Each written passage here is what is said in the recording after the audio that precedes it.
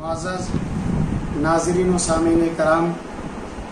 پہلے حصے میں آپ حضرات نے ماں باپ کی اہمیت کے تعلق سے گفتگو سماعت فرمائی کہ ماں باپ کی شکل میں اللہ تبارک و تعالیٰ نے ایک عظیم اور بیش قیمتی نعمت ہمیں اور آپ کو عطا فرمائی ہے۔ والدین کی رضامندی دنیا اور آخرت کی سرخروئی کا ذریعہ ہے۔ اگر والدین کو خوش رکھیں گے، راضی رکھیں گے تو دنیا میں ان کی دعائیں ملیں گی جو دنیاوی آفات اور مصائب سے نجات کا ذریعہ بنیں گی، اور والدین اگر خوش ہیں، راضی ہیں تو آخرت میں ان کی رضامندی بخشش کا ذریعہ بنے گی۔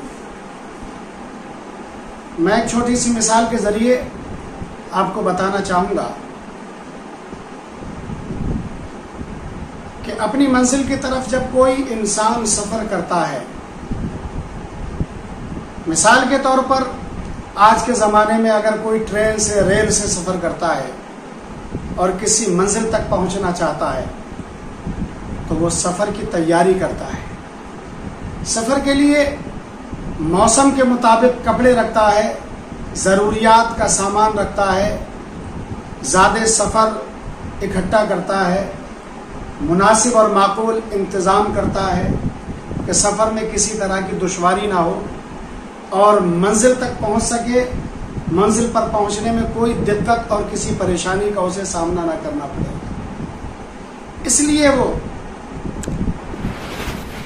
سفر کی تیاری کرتا ہے۔ مثال کے طور پر ایک بیگ کے اندر وہ اپنی ضروریات کا سامان رکھتا ہے، موسم کے نشیب و فراز سے نمٹنے کے لیے کپڑے، چادریں، خورد و نوش کا اسباب، یعنی کل زیادہ سفر اکٹھا کرتا ہے کہ سفر میں اسے آسانی رہے، کسی بھی پریشانی کا سامنا نہ کرنا پڑے۔ مثال کے طور پر آپ نے سفر کا ارادہ کیا، آپ اسٹیشن پہنچے، ٹرین میں بیٹھ گئے، سیٹ پر بیٹھ گئے، اور جیسے ہی ٹرین چالو ہوئی اور ٹکٹ انسپیکٹر آپ کے پاس میں آیا اور اس نے پوچھا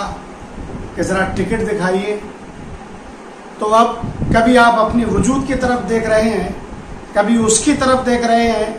اور کبھی اپنے زیادہ سفر یعنی اپنے لگیج اور اپنے بیگ کی طرف دیکھ رہے ہیں، اور دل میں سوچ رہے ہیں کہ سارا سب کچھ تو کیا، سفر کا سارا سامان اکٹھا کیا، خورد و نوش کا اسباب مہیا کیا، لیکن سفر کے لیے، سفر کی مصیبتوں اور دقتوں سے بچنے کے لیے،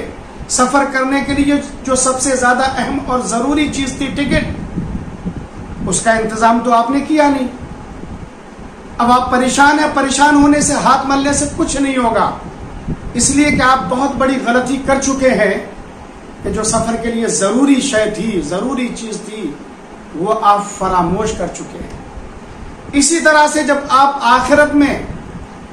آپ کے اعمال صالحہ کی گٹھری کھولی جائے گی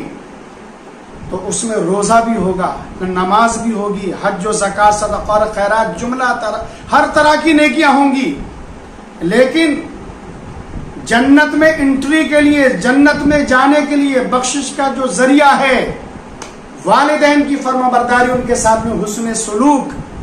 اس کو آپ فراموش کر چکے ہیں۔ دنیا میں آپ نے اس کی طرف توجہ نہیں دی۔ ماں جنت ہے تو باپ جنت کا دروازہ ہے۔